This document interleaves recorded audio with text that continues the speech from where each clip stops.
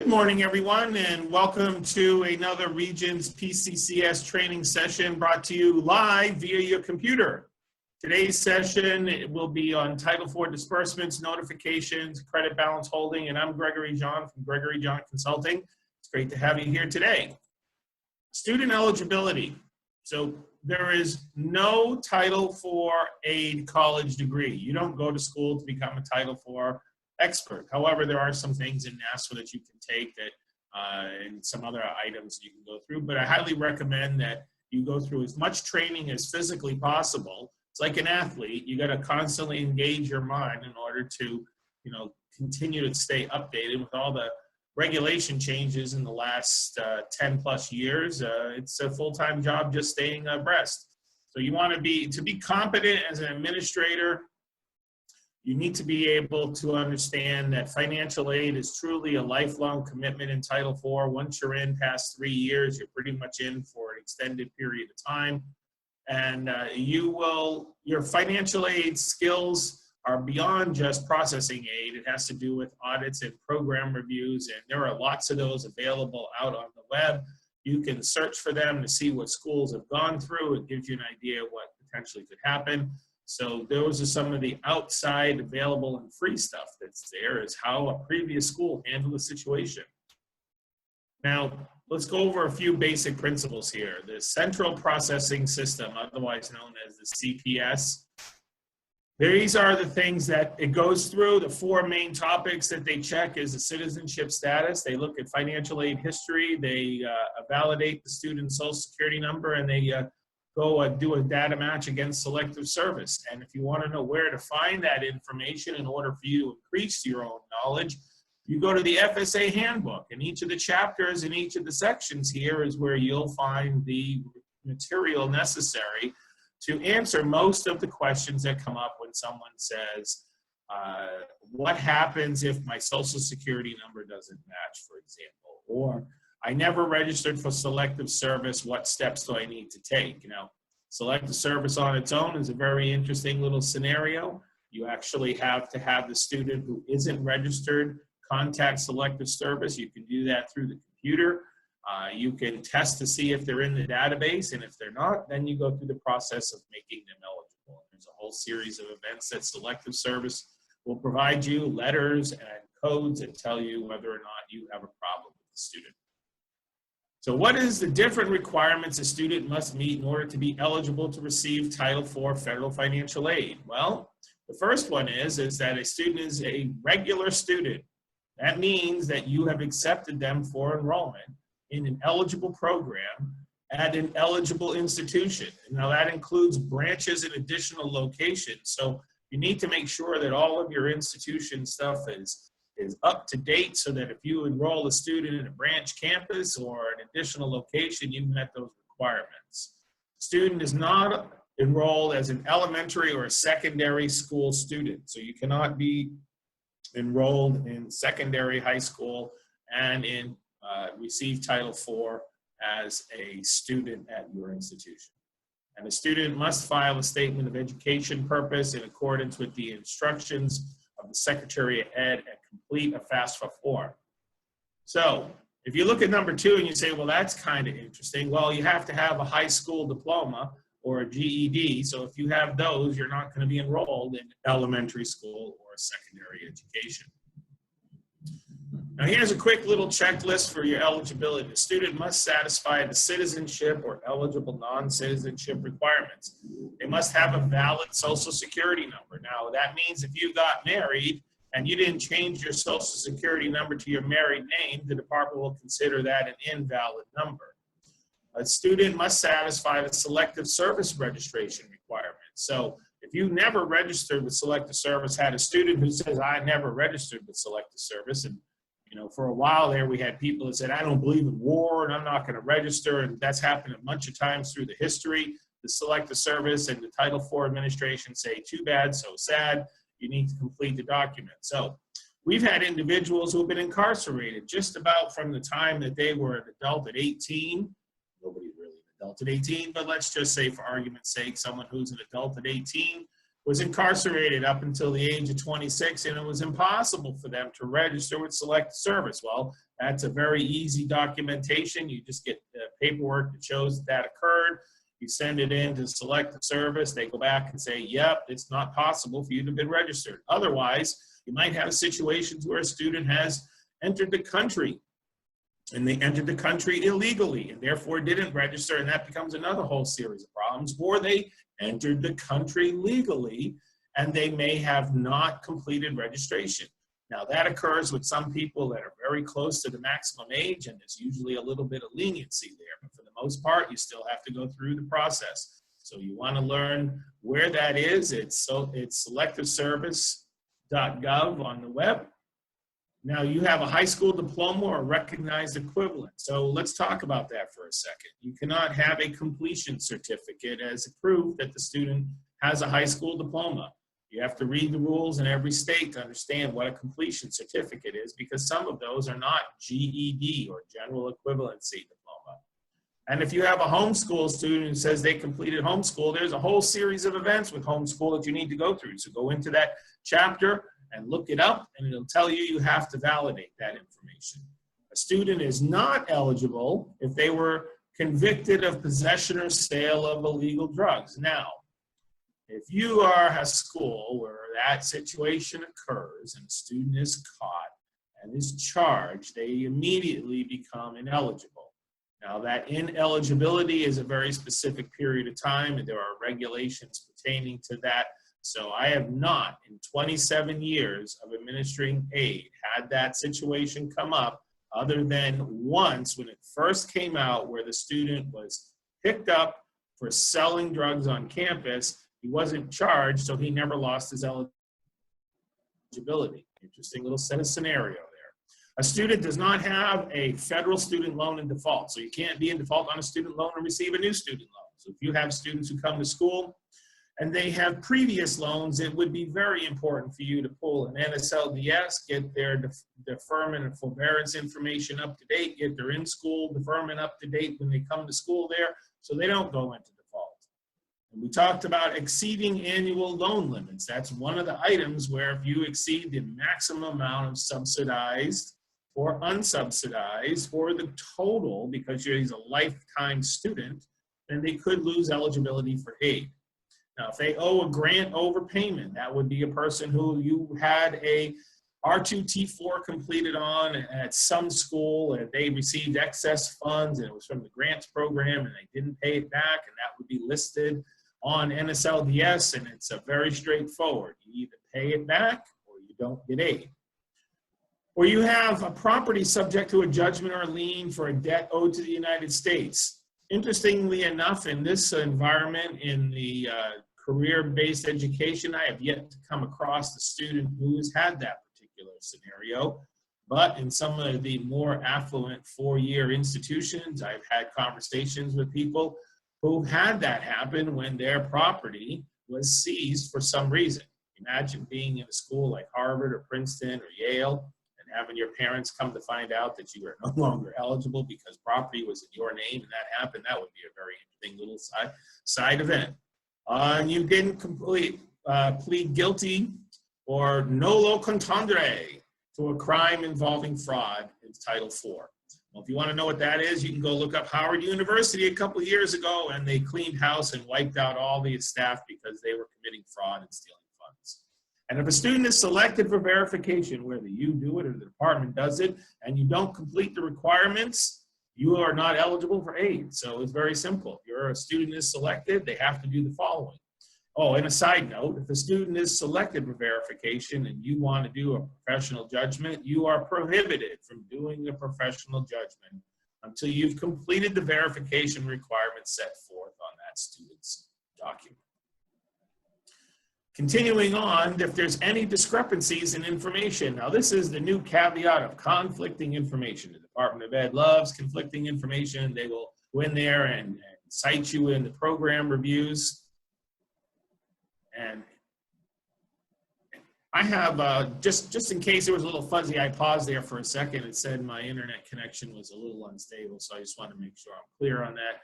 But let's go. So that would give me conflicting information with my thing. Perfect timing there for our computer. I'll give you an example. A student who says they have no income and no means of supporting themselves, and they have 4 in the family, the department automatically makes that student a conflicting information. So if you have students who routinely report nothing and they have people that are dependent upon them, guarantee if they come to do a program review, you're going to be reconstructing every single one of those files and paying back a ton of money. So do yourself a favor and go review program reviews with conflicting information.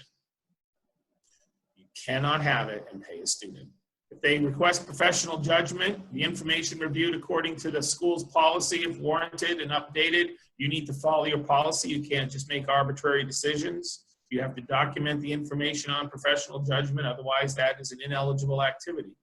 And of course, the student must maintain satisfactory academic progress. Now that's according to your published standards. So if you have NACIS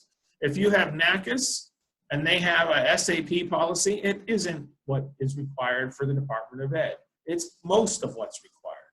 So you need to look at your NACIS policy if you have it, lay out the Department of Ed, write your material down, verify that everybody's happy, and put it in place. Now, SAP is covered in a completely different section. It talks about grades and attendance. It talks about how you calculate it. So that is its own individual session. Now, database matches. All FAFSAs are matched against the Social Security Administration for U.S. citizenship status. Because if you don't meet the citizenship status requirements, you're not going to receive financial aid. And FAFSAs that have an alien registration number are matched against Homeland Security. If DHS fails to match the primary and secondary verification, the school must conduct a 3rd step verification through the systematic alien verification for entitlements. Another acronym for you called the SAVES system. There's a couple of things you need to know about that if you're dealing with students who do not have alien registration numbers and are not citizens. Of course, the central processing, the CPS, matches against NSLDS. We talk about NSLDS in a separate section, but essentially they're looking to see that you don't have any of the following there: loans in default, unresolved overpayments, and so forth. NSLDS history, total and permanent disability. Now this has popped up a lot this year, and most of it is to do with military issues. We talk about this in the NSLDS section, but we'll touch on it here a little bit. If an individual whose prior loan or teach grant obligation was discharged due to a temporary or permanent disability and wishes to receive a new direct loan or grant, they must go through the following steps. They must provide the school with a physician certification that he or she can engage in substantially gainful activity. Essentially what the documentation you're required to say is, well, I really wasn't permanently disabled when I applied because I can actually go to work. And they have to sign a new statement acknowledging that any new teach grant cannot be discharged on any present impairment unless it deteriorates so the individual is once again temporarily or permanently disabled. I suggest you learn about that scenario because students will try to juice the system. We've had it come up. We've had services contact us at previous locations. I've had the department come in and say that the student falsified. They went after the doctor's office and said that they had granted them a disability to discharge the loans, which wasn't true. So I suggest that if you're going to have a student who brings a temporary and permanent disability, that you do your homework and understand the process and the requirements before you meet with them. Because if you have the student become no longer total and permanent disability situation, you will have a circumstance where that student might get investigated. Social Security numbers, of course they look for Social Security numbers. The central processing system cannot validate and give you an ISAR that you can pay without the Social Security number matching. They verify the name and birth date associated with the Social Security number. So if you have 7 names on your Social Security card, you better be sure that you put the information on your FAFSA that starts with your first and your middle initial and your last name starting with the first of your last names and listed out across the line. Social Security and CPS will stop validating after a certain number of characters, but it's not the same for every student. So if you're Fernandez, Is your last name? Make sure you list it in there. If there's no hyphen, please don't put a hyphen in. If there is a hyphen, make sure the hyphen is in there. CPS won't process without a social security number. If the student's parents don't have a social security number, the parents must enter 000s. Now that means that they had entered the country illegally, don't have a social security number, and that student may have a social security number because they were born in the country, and that affects how they process aid for the parents. Now that's a whole set of rules on that. So you want to go ahead and look into the handbook, look into FAFSA. If you pull the information up, it tells you, quite honestly, that they have to report the information to the best of their ability for the income that they made. Now, some individuals who don't have social security numbers have tax identification numbers. That's fantastic. That means you're going to have tax forms. Does it mean you can have the DRT, the data retrieval tool used? Absolutely not, because the DRT won't match without a social security number.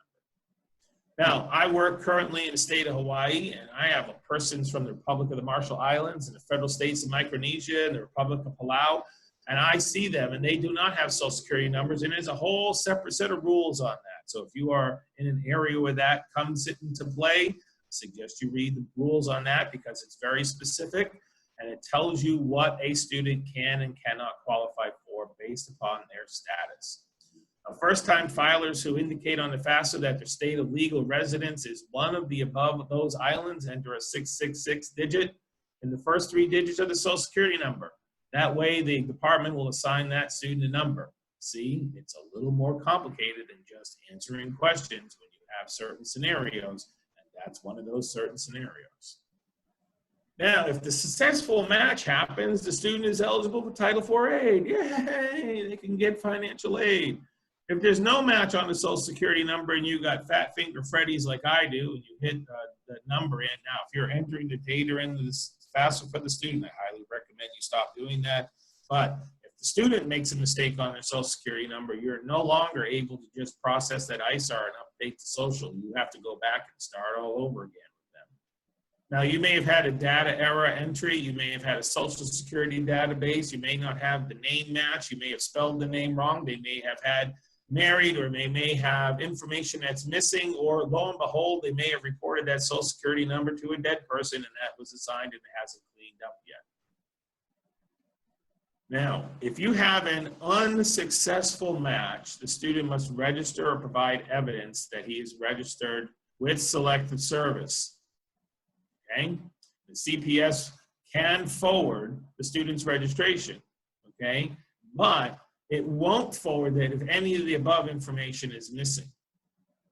Conflicting information. This is the key element that'll get you in trouble with the Department of Ed. If you are a financial aid officer or administrator at your school and you identify conflicting information for a student, or you have reason to believe his or her application is incorrect, okay, reasonable doubt is what the department looks at. So if you have information that doesn't look right, you must resolve the discrepancy. So I suggest that you recognize that if someone places 9 people in their household on $12,300 of income, and 6 of those people don't have the last name, or not related to the people, you probably are going to have conflicting information.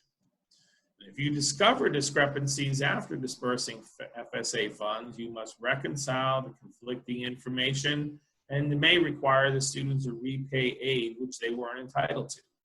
And if you go to the verification guide in volume 2, chapter 3, you will find the basis for how to solve conflicting information. Now, need analysis and packaging. This is the operational basics of Title IV, okay? Third-party services do a lot of this with you, but you still have to know it.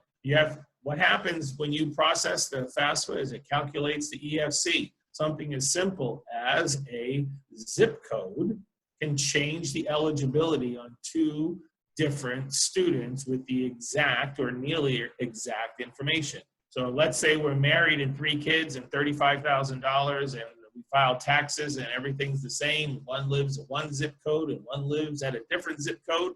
I'll use the example of Northern Virginia and Baltimore City. Northern Virginia has state tax only. Baltimore City has state, county, and city tax. So therefore, the income is different for the student who lives in Baltimore, and they will get more aid than the student that lives in Virginia. That is just one of those little things. and how they determine what is available as the expected family contribution. You must develop a cost of attendance model. It is not okay just to go and arbitrarily add information, have your servicer do, yay, this is your new cost of attendance. You are required to develop a process. What I would recommend is you do a survey. If you have 500 students and 210 send it back, then your survey is based on 210. So you have to report that we attempted a 500 student survey. There were 210 respondents, and the average for the cost of attendance for students who live at home, independent, dependent, all the scenarios, this is what your cost of attendance looks like. You have to have a method for awarding aid, how you process and handle Pell grants. You need to have policies and procedures for your direct loan handling, how you notify a student applicant who completes a FAFSA, what are the proper requirements for you in consumer information. You need to explain to the student the difference between cost of attendance and expected family contribution, because that is what you base your subsidized loan on, okay? And your expected financial aid, that's the total difference, is what you're unsubsidized, because you can borrow and unsubsidize even if the student's EFC is $10,000 and your cost of attendance is $5,000. Unsubsidized does not care what it costs and how much the student is supposed to pay. You can borrow the whole amount. So if you do not understand that, I suggest you go to the direct loan section of the FSA handbook and read about unsubsidized loans that can be used to replace EFC. A student's EFC is the same at any school. So when you get an ISAR and it's printed and you're the 04 ISAR and the student tried to go to a different school, the EFC on the 04 here is the same as the 04, the same printing would have occurred on the other school. If there were no changes and you had an 04 updated ISAR that came to you because they changed your school code, then the information that was on the 03 ISAR is going to be exactly the same as the 04. Any changes that are made will affect the student's identified number, that ISAR last two digits. However, changes to EFC don't always occur. So the EFC could change during the year as a result of verification or corrections that you do or that you have the student do. It could change year to year because of the changes in the tables and the family data. So if somebody earns the same amount of money for the last 3 years, it is possible that their EFC will not be exactly the same. 0 one year is not always 0 the next year. An official EFC is one that's calculated by the CTS and found on the information, the individual student information report, the ISAR, or the student aid report that they get. Always use the primary EFC for federal student aid programs. Pell Grant always uses the 9-month EFC, and for all other aid, you have to actually look at the actual period of enrollment, which is why sometimes your EFC for programs that are 6 months long look different than what the ISAR number is. That is truly because a 6-month program can only use a 6-month EFC. Mind you, if your program is 6 months and 11 days, it's going to look at the 7-month EFC because the student, after they complete the 6 months, has 11 days of the 7th month that they're using. Therefore, you would use the 7-month EFC. Cost of attendance. Well, there's a very specific piece of that in the Higher Education Act. It's only expense items specified in the Higher Ed Act can be included. You can't just arbitrarily add stuff. Okay, you can. It is more than just direct cost, by the way. So if you are an online school, believe it or not, there's a cost of attendance you have to address in a student who attends only online that has an expense related to being a student. It's just like a student who commutes 27 miles one way has a different or can have a different cost of attendance than a student who rides the bus or a student who lives near your school. Now, you normally address that when you do an average cost of attendance, but if somebody has an exorbitant amount of expense where they're traveling to and from your location, you can do that under professional judgment and increase the cost of attendance. Typically, that only would change subsidized and unsubsidized eligibility. So it's a big amount of work for a little amount of gain. The Pell cost of attendance is the cost of a full-time student for the full academic year, and you always use the full-time award year for calculating Pell grants. Cost of attendance for other programs is associated with that period. So if you have a 6-month program, the COA for your students for loans is a 6-month cost of attendance. Here are some of the key concepts and definitions that you want to be aware of and where to find them. The academic year is identified in 668.3 of the rules, and there's semester, trimester, quarter, and clock hour definition. So if you're either one of those schools, there's a definition for you. Weeks of instructional time is subpart B of that same section. Program lengths are in 668.8. Award year is located in the 600 section of the rules in .2, and payment periods are also in 668.4. Standard term, non-standard term, non-term credit hour, and clock hours are all covered in the student handbook in volume 3. Rules for each of those are different. If you are a clock hour program and you are approved as a clock hour program, that is how you are functioning. You will follow the rules of a clock hour program. Pell Grant formulas, there's 1, 2, and 3 for credit hour programs, and all clock hour and non-term follow Pell Formula 4. There is a complete step-by-step instructions in the FSA handbook for each of those. If you have a third-party servicer and they tell you you are Pell Formula 3 because your credit hour and you are listed as a Pell 3, make sure you understand those rules. No, we will give you a quick down and dirty calculation of Formula 4. Formula 4 says for clock hour students, whoops, let's go back to that. Hang on a second, let's go back. This is right from the handbook. So Formula 4 says clock hour programs and credit hour programs without terms. It's determining your enrollment status of at least half-time. Okay, first you have to determine it, then you calculate your Pell hours in the program over for the academic year over the hours which the cost apply. So if you want to know what your third-party servicer does when they set up your formula, this is the process they go through. There are 5 steps for determining your use of Pell Formula 4. And there they are. Determine the payment per payment period. So if you have a 750 clock hour program, your payment period is at 375 hours. Crossover payment periods for clock hour and non-term. Now, we all know that a payment period that includes the June 30 and July 1 dates cross over the threshold of the July 1 of the year. Aid can be paid from either award year. Payment period must be assigned to and paid from one award year. Students have a valid ISAR assigned for the year and have any remaining eligibility, you can use it in crossover. Any drawdown from crossover periods may pay all costs associated, even if paying for the next award year. You may use a different award for Pell than for other Title IV aid in the crossover. Institution has the flexibility in how crossover gets assigned. Okay, so some schools have what they call a header or a trailer, or they assign a crossover on a payment period basis, typically in a clock hour environment. So you start in May, the student's payment period ends July 17th. The first payment period would start normally with the trailing year. So in this situation, the trailing year is 1920.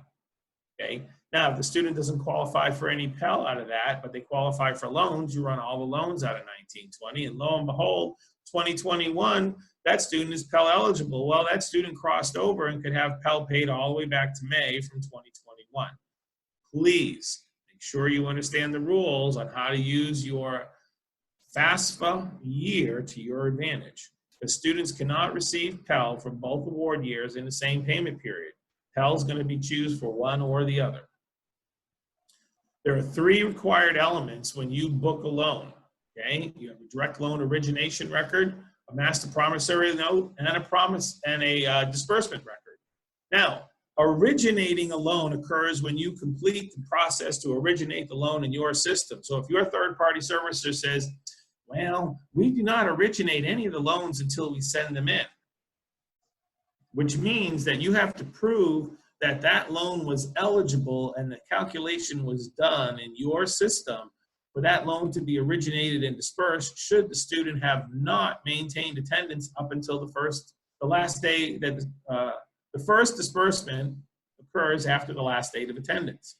So that would change how you would use those loan funds. So I would always ask them very simply, what do they consider origination and how is it recorded so you can prove the origination date occurs. Typically, if you're doing it by yourself, you want to originate the loans at or before the student's period of attendance starts. So if you have an orientation on a Friday and 29 students show up, and those 29 students have financial aid in process, originate all 29 loans on Friday, and then go through the process of making them eligible based upon if they previously borrowed or need a 30-day delay. The EFC and cost of attendance must be reflected for the entire loan period. Loan amounts for periods that are not equal to one academic year must be prorated. EFCs that most reasonably correspond with the number of months must be used. That's why I said if your program is 6 months and 11 days, it's actually a 7-month EFC you would use in that case. And the COA reflects the costs that are incurred during the loan period must be used. 150% direct subsidized loan limits. Now, the law limits are subsidized only, meaning that if a student exceeds 150%, that's based on your educational program length, and that's covered in detail in another section, the student could receive unsubsidized loans but not subsidized. So the law includes a potential loss of subsidy for each borrower after the 150% point is reached.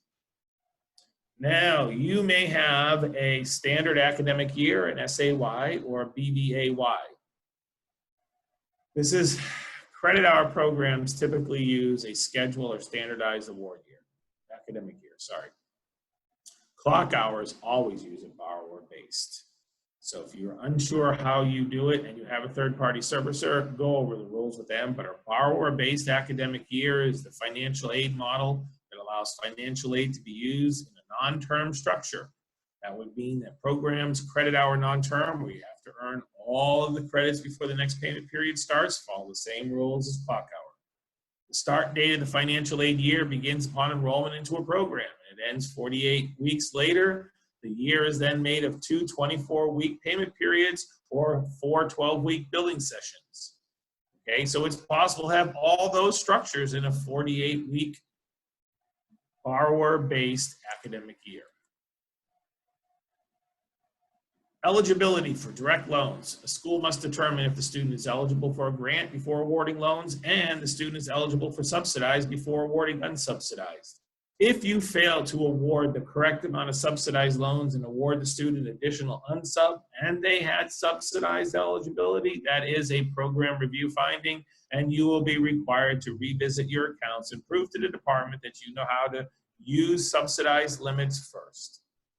A student must meet the general eligibility requirements and be enrolled at least half-time. If for your requirements, you are required to notify the applicant of the financial aid offer. Now, there's a lot of language going on about this right now. When you produce a financial aid award, you're actually providing the information to the student, and you might want to call it an award letter, but it's actually an award offer, okay? If you call it an award letter, it is an offer of eligible aid that the student could receive at your school should they choose to accept it and enroll. You want to avoid issuing financial aid that does not, a financial aid offer that doesn't include the cost of attendance. That's part of the consumer information. I will tell you, if you are found to not include the cost of attendance, the department will have a connection. Avoid listing the cost of attendance without breaking down into its clear components that the student understands what's going on. There are direct costs associated with the enrollment agreement, and there are indirect costs associated with them surviving while they're in school, eating and living and transportation. Avoid listing grants and scholarship aid, loans, and work study together because those have 3 separate requirements. Grant or a scholarship is something that is issued to the student. Now, mind you, if you're doing a tuition credit or tuition waiver, that is not a scholarship. Scholarship is actual money that you're using. You can read the definition on that. A Pell grant is separate from a loan because you don't pay the Pell grants back. The loan has specific requirements. And if you have work study, the student has to meet the requirements to be a work study student.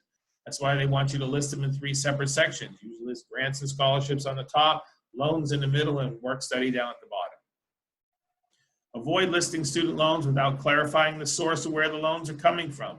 Avoid listing plus loans without student loans. So if a student loan is available, specifically as subsidized, and the parents are going to borrow a plus loan, and you should separate them so they see that there's different requirements. Avoid issuing an offer letter without the critical next steps that you're required to explain to the student, and avoid issuing one without the net cost calculated. You know, that's that whole scenario. It's a whole separate section all by itself. Now, the college financing plan, which is formerly known as the shopping sheet, there was an electronic announcement in 2019 that updated. July of 2012, they decided that they were changing from the shopping sheet to the plan. This rule is not new. It's been in effect for a long period of time. The department releases both a traditional template and a responsive preview, which feature the improvements. And working with the NASFA group, the department has received input from financial aid administrators, and they are trying to put a single template together. And of course, COVID-19 has prevented that from happening. A disbursement overview. Okay, so this defines the date the school credits the account and the school pays a student or parent directly. Now, typically in your scenario, it's when you post it to the ledger. If you are using a third-party servicer, the date they provide you is the date you must use. The funds are going to be received from the department on that date, so effective that date. Now, if you have to deal with things like heightened cash monitoring, you have to post the date first and then ask for the funds. That would be considered dispersed prior to receiving it. Okay, school funds used in advance of receiving funds from the department is where that comes into play. So you can typically, you know, it is possible, okay, it is truly possible for you to put down on Monday that you're going to disperse the funds. And then you receive notice that those funds were dispersed on Wednesday, but you gave the student credit for the funds on Monday. What that does is shorten your 14-day schedule. So the disbursement rules and requirements of what dates you use, if you're using a third-party servicer, they help you with that. If not, please understand that you have to use the actual date or a date in advance of that from the department. The disbursement date reported to COD must be the actual date of disbursement to the student's account. That's why I said if you use an advance date, it still must be reported to COD as that advance date. Schools must notify the student of the amount of funds expected to receive from each of the programs. You are required to provide, prior to disbursement, a notice that tells the student how and when the disbursements will occur, what the anticipated date, and the amount of the disbursement. The student and parents' right to cancel all of their loan and the procedures. If you don't have that, the department comes to visit you, you're going to have an issue where you have to explain why you failed to provide the student the basic disclosure requirements for their disbursements. A school must obtain authorization from the student before performing any of these activities. They must obtain authorization for FSA funds to pay allowable education-related charges other than tuition, okay? So if you have books and so forth, there's an opt-in, opt-out process that you need to review. I suggest you do that. Before you disperse work-study wages by an EFT to a bank account designated, you have to have authorization. If you credit work-study wages to a student's account to pay charges, you have to have an authorization. And you have to have an authorization to hold a credit balance. Oh, and by the way, you are not permitted to hold a credit balance for any reason. At the end of the loan period, you must return all of the credit balance from that loan period to the student. Don't assume that you can just automatically hold it forever and ever. So if you have a program that's 1 year plus an additional 5 months, that loan period for 1 year has a credit balance from Title IV of $2,140, and you don't give it to the student, the department's going to make you reconstruct all of your records and tell them how much money you didn't pay and then charge you a penalty on every dollar you failed to pay. You must have an authorization before dispersing FSA funds before dispersing, you must determine and document that the student remains eligible.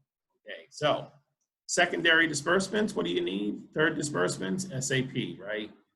Okay, you all know that you take care of the first two, the ISAR and eligibility at the beginning. However, a continuous SAP is part of the disbursement process. Okay, it's not okay to do satisfactory progress every month and then call it satisfactory progress for disbursements. Okay, SAP is very specific. There's a whole section assigned to it. So if you are unclear about your monthly evaluation versus SAP, I suggest you visit that section. Both you and your third-party servicer must have a process in place to make these determinations, and you must be able to prove to the department that they are doing it. Funding basics. The school reports disbursement amounts for each Title IV program to COD, on which dates and the amount. Amounts disbursed in COD increase the authorization to drawdown. So let's look at this for a second. When you go and originate loans and you tell the department, hey, yo, save me some of this money from all the money that's going to be given to students because I have students who are going to need loans. And then you go and pay that down, and the department keeps track of how much you pay down. So every time you increase the total amount of funds that you disperse annually, the department increases your initial authorization based on that so that they can anticipate how much money they need for you next year. Institutions request drawdowns through the G5 system for each Title IV program. The school reports the anticipated disbursement date to COD. The school drawdowns the fund from G5 when they're instructed to, and disperses Title IV within 3 days and pays credit balances to students within 14 days unless you have a written agreement. Disbursements that are made in modules. A student who is enrolled in a module within a payment period is enrolled for the entire payment period. So if you have 3 modules, 4 modules, 5 modules, you pay them once based upon the total enrollment for the period. The cost of attendance excludes periods of non-attendance in modules. So if a student skips a module, you're supposed to remove that from the cost of attendance and determine if the student is still eligible. Disbursements cannot be scheduled for periods of non-attendance. So if a student attends module 1 and 2 and skips 3, they better have completed modules 1 and 2 so they earn the credit to be eligible for the disbursement if they're not going to be there. It's like being on an LOA. You can't disperse a loan when they're on an LOA. A school can make a single disbursement based on the enrollment status for the entire term. That's why I said if you have modules, you base your number of credits in a modular scenario. Clock hours are not module. Okay, this is a credit hour basis. So if a student is attempting 12 credits in a modular system, you pay them based on 12. If they fail to attempt the credits, you have to recalculate the eligibility. If it drops below half time, the student would still be eligible. So let's use this example. If I have 4 modules and I've got 3, 6, 9, 12, take 1 class every 5 weeks, 20 weeks is my payment period. The student starts the payment period.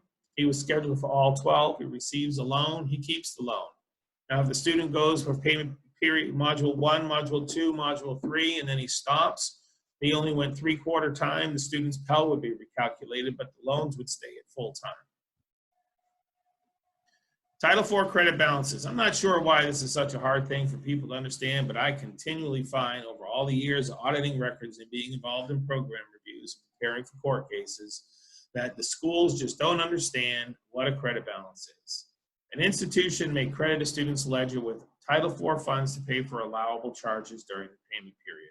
Allowable charges are tuition fees and institutionally provided room and board. So if you don't provide that, you have no room and board as part of your direct costs. Books, supplies, and other educationally related goods and services provided by the institution, for which the institution obtained authorization from the student. So just because you hand out books and supplies doesn't mean that student is allowed to have it charged to their account. You have to go through the process of recognizing whether books are part of your tuition or books are an outside cost. And if they're an outside cost, you have to go through the opt-in, opt-out process. You may pay back prior year charges of no greater than $200, okay? And a Title IV credit balance occurs whenever the amount of Title IV funds credited to account for the payment period exceeds the amount that you charge or assess them for that period. So if you have $3,000 of institutional charges and you credited them with the following, and you have a Title IV credit balance of $2,172, if you have it on a payment period basis, okay, you don't have to do credit balances to a student who gives authorization to you to hold it until the end of the loan period. If you don't have an authorization and you receive those funds, you have 14 days to give the student $2,172. You are also required to track how much your credit balances you have on your account. Make sure you have the amount of funds set aside. That is in the rules that you can pay the amount that you have in outstanding credit balances.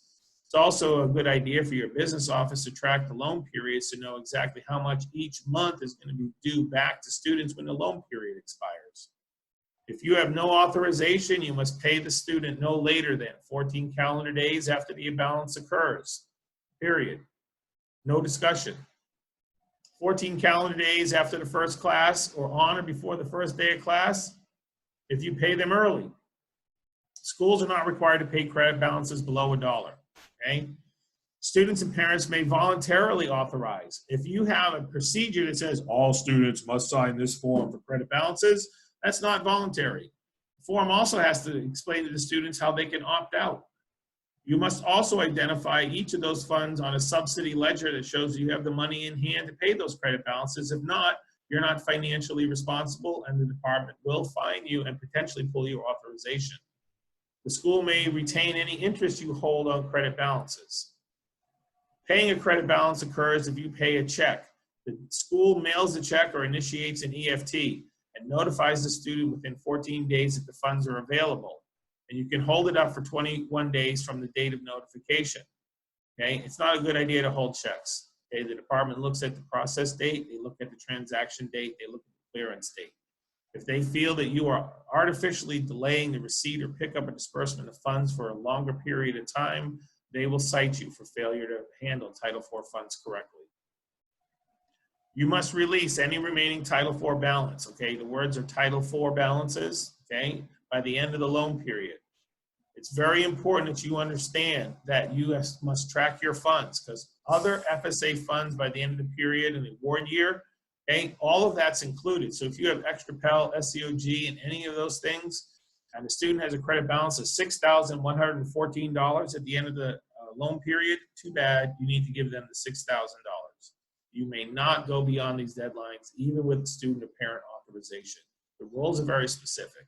At the end of the loan period, that entire award for that student exceeds the cost for that period, you must give them the funds.